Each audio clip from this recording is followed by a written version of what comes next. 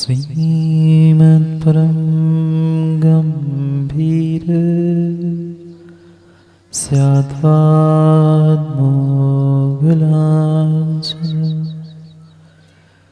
जियात्रैलोक्यनाथस्य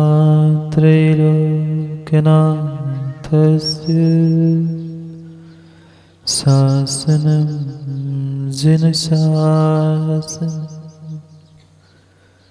जय मंगल भूदाणं विमलाणं नारदंसनमयारं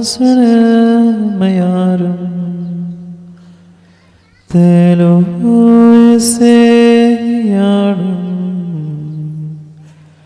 नमोऽस्या सर्वसिद्धाणं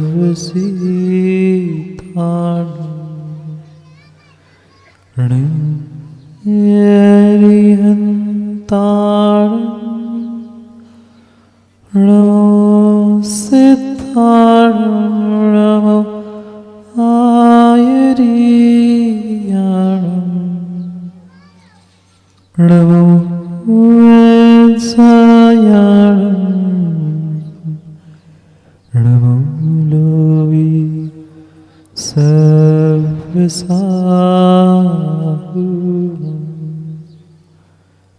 अनंत अनंत परम सिद्ध भगवान की 1008वीं आदिनाथ भगवान की परम पूज आचार्य भगवान कुंद कुंद स्वामी की परम पूज आचार्य भगवान गुरुवर विशुद्ध सागर जी महाराज की सनातन जैन धर्म की अंतिम तीर्थेश वर्धमान स्वामी के शासन में हम सभी रास्ते और उनकी यह पावन पीयूष देशना हम सभी के लिए परम उपकारी। अनादिकाल से हमारी आत्मा में जो जन्म जरा और मृत्यु रूपी रोग लगे हैं, उन रोगों का उपशमन करने वाली कोई परम औषधि है तो वह एकमात्र यह जिनवाणी भव्यात्मा। ये जीवन एक बहुत सुंदर कला है, पर क्या करें, ना हम आज तक उस जीवन को समझ पाए, ना उस जीवन जीने की कला को सीख पाए। ये इतनी बेहद अच्छी कला है, जितने जितने जीवों ने इस जीवन को जीना सीख लिया, वो ही इस जन्म मरण के चक्कर से जीतकर भगवान बन गए। हमें भी भगवान बनना है, हमारी भी चाह भगवान बनने की है, पर जैसी चाह है वैसी हमारी राह आज तक नहीं। जीवन जीने की कला क्या, हम एक सामान्य जीवन भी अच्छी तरह से आज तक नहीं जी पाए। कल भी पूछा था, कितनी बार हमने ये मनुष्य पर्याय मनुष्य जीवन प्राप्त कर लिया, पर उस जीवन को प्राप्त करके क्या मां हम जीवन को समझ पाए? जीने की कला की तो बात की, पर हम अपने इस जीवन को समझ भी नहीं पाए। जितना मूल्य मुझे धन संपत्ति मान प्रतिष्ठा का था, उतना मूल्य हमें अपने इस मनुष्य जीवन का किंचित भी नहीं था। कितना समय हमने अपने जीवन का व्यर्थ में गमाया और कितना समय हमने वास्तव में धर्म और मोक्ष पुरुषार्थ में लगा। स्वयं में विचार करना है। जब तक व्यक्ति अपने इस अनमोल अमूल्य जीवन के बारे में समझ नहीं पाएगा, तब तक उसे अच्छे से जीने की कला नहीं आ सकती। जैसे कोई बालक के पास 50 रुपए दिए, वह भी सोचता है कि ये 50 रुपए की नोट है, मैं अगर टॉफी के लिए वह 50 रुपए की नोट खर्च कर लूंगा तो पता नहीं आज शाम तक ये नोट पूरी खत्म हो जाए। वह भी सोचता है जब तक रुपए 2 रुपए खुले नहीं मिलते हैं तब तक वह 50 की नोट भी नहीं तोड़ता। बिल्कुल। क्या ऐसा हिसाब चौधरी जी कभी हमने अपने मनुष्य जीवन का किया? नहीं किया। क्या जितना मोल हमारे लिए धन का वैभव का था उतना मोल हमारे इस मनुष्य जीवन का था? नहीं था। कितना समय माँ हमने दूसरे के बारे में सोचकर दूसरे के बारे में बातें कर कर व्यर्थ करवाई। नहीं करते ना?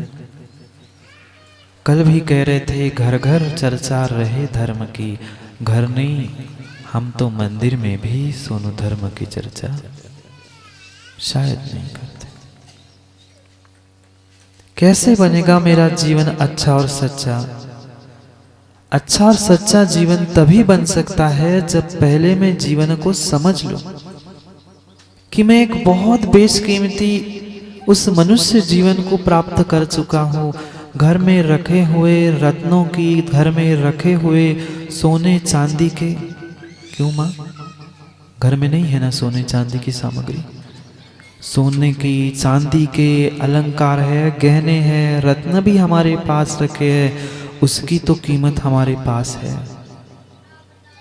कहीं ऐसे ही अलमारी में सोने के गहने रखे हैं क्या माँ? बोलो ना। किसी भी अलमारी में सोने के गहने रख देते हो? नहीं रखते।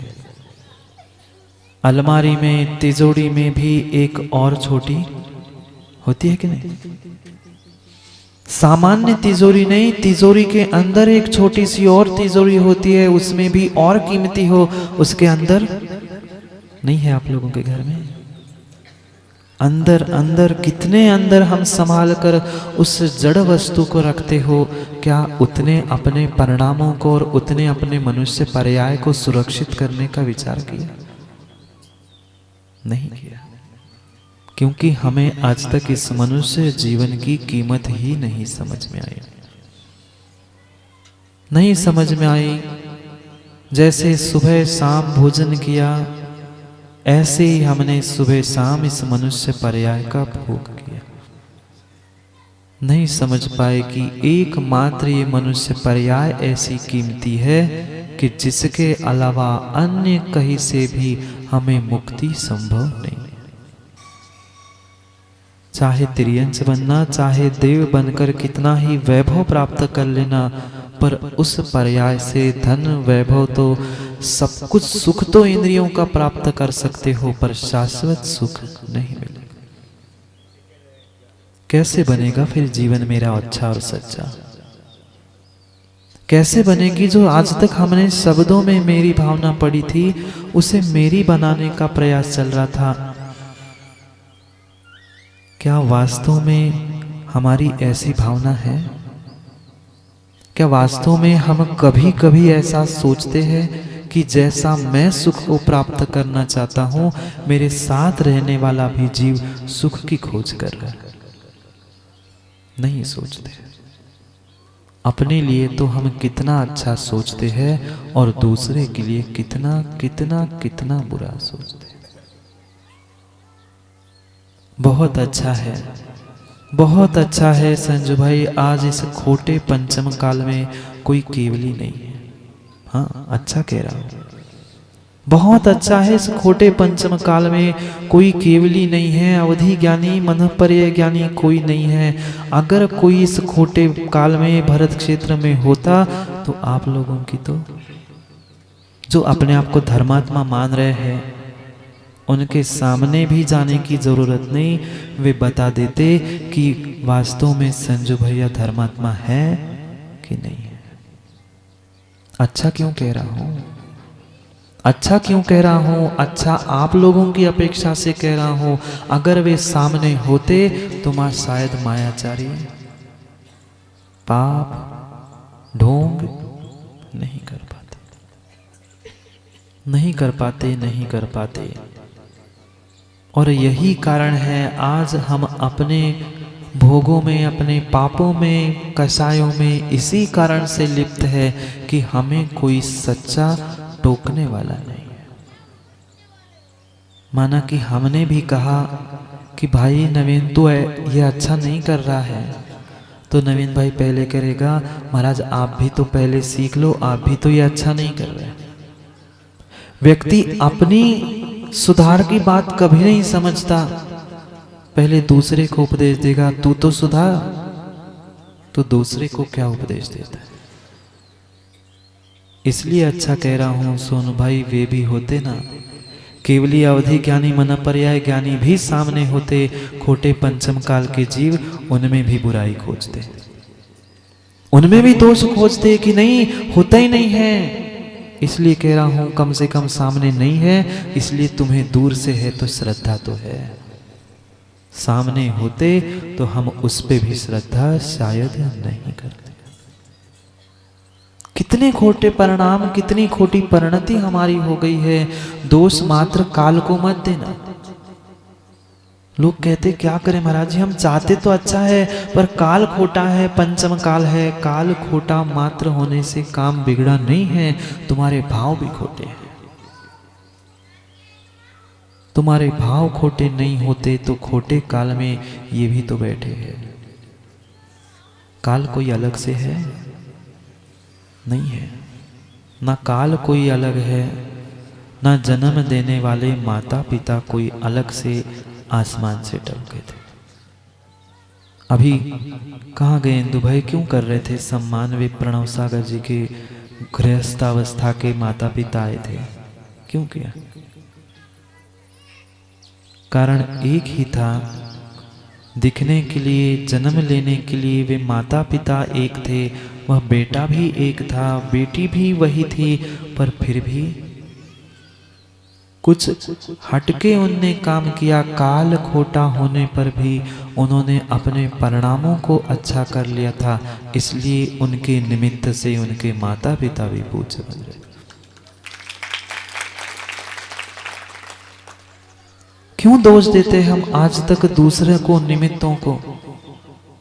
अगर व्यक्ति अपने उपादान को संभालना सीख ले, अपने आप को संभालना सीख ले, तो जीवन में कभी भी युवाओं किसी की ताकत नहीं है तुम्हें भटकाने की, किसी की ताकत नहीं है तुम्हें भटकाने की। अगर हमने निर्णय कर लिया है हम किसी की बातों में आएंगे ही नहीं, हम अपने ज्ञान से, विवेक से निर्णय करेंगे, तो दुनिया की कोई ताकत तुम्हें भटकाने की शक्ति नहीं रखती। पर क्या करें, हम इतने निमित्ताधीन हो गए, इतने पराधीन हो गए हैं, जो भी कार्य करते हैं वो निमित्तों के और पर के अधीन होकर करते। ये निर्णय करना होगा कि जो कार्य हो रहा है मुझे अपने परिणामों से, मनस्थिति से करना है। क्यों मेरी भावना मेरी बना रहे थे? जो भावना भा रहे थे वह भले ही पर सापेक्ष दिख रही थी नन्ना, पर वह हमारी भावना अपने लिए चल रही थी। जितनी व्याख्या कही सुखी रहे सब जीव जगत, ये दूसरों के लिए कहा जा रहा था, पर हमें ये पता होना चाहिए उस क्रिया की प्रतिक्रिया भीतर होनी थी।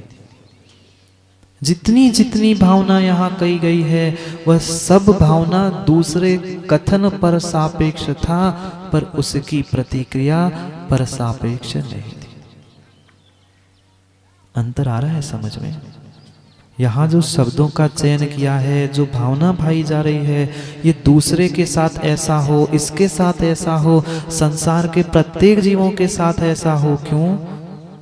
क्योंकि मैं भी उस संसार का एक अंश हूं, मैं भी इस देश का, मैं भी इस राष्ट्र का, मैं भी एक समाज का, मैं इस घर का एक सदस्य हूं। ये व्यक्ति भूल जाता है। जिस पेड़ पे बैठता है उसी पेड़ को आग लगाता है, जिस डाली पर बैठता है वह बचपन में कथा नहीं सुनी, दूसरों को तो उपदेश दे रहा था और स्वयं उसी डाली पर बैठकर उसी डाली को काट रहा था। कौन गिरेगा नीचे? कौन गिरेगा नीचे? यज्ञ नायक जी? कोई दूसरा? जो काट रहा है और जो डाली पर बैठा है वो ही नीचे गिरेगा। हम भी यही करते हैं। हम सोच रहे थे डाली पर वो बैठा है, पर ये क्यों भूलते हो उस डाली पर जो वो बैठा है उसी डाली पर तू बैठा है, वो गिरेगा तो पहले तू गिरेगा। अपने ऊपर दृष्टि ही नहीं है। फिर कहते हैं यहां तो वही कहा है दूसरी सुखी रहे, दूसरे दुख से दूर हो जाए, पर भाई दूसरे को कहना मात्र निमित्त था, समझना अपने आप को था, देखना दर्पण में था। माताओं, बंद कर दिया दर्पण में देखना मंदिर आते समय? नहीं कर सकते। कोई बात नहीं, दर्पण में देखा था, पर ठीक किसे किया था? क्यों युवाओं दर्पण में नहीं देखते? मार साहब, दर्पण में देखते हो? दर्पण में देखकर किसको ठीक करते हो? दर्पण को पहुंचते हो कि अपने गाल को पहुंचते हो? देखना दर्पण में होता है और ठीक अपने आप को करना होता है। ये मेरी भावना मात्र बिल्कुल ऐसी चल रही है, शब्दों का प्रयोग भावना दूसरों के लिए भाई जा रही है, पर ठीक हमें अपने आप को करना। भूल यही हुई। जितने जितने आगम, जितनी व्याख्या आचार्यों ने, विद्वानों ने की, हमने यही समझा कि वो तो दूसरों के लिए कहा है, सबके लिए कहा है ना। मैं सब में थोड़ी आता, मैं भी सब में ही आता हूं, और मुझे अपने आप को ठीक करने के लिए अपने इर्द गिर्द रहने वाले सबको ठीक करना था। भूल जाता है व्यक्ति, भूल जाता है कि मैं जिनके साथ रह रहा हूं वे सुखी नहीं होंगे तो तुम सुखी हो जाओगे ना। मां बोलो ना, हो जाओगे। घर में, परिवार में जितने सदस्य हैं वे सभी दुखी है, परेशान है, बीमार है, आप सुखी हो सकते हो? नहीं हो सकते। ये तो मात्र घर का दृष्टांत हुआ। क्या ऐसे समाज, देश, राष्ट्र, संसार, ब्रह्मांड इस विषय में नहीं सोच सकते? सोच सकते हैं।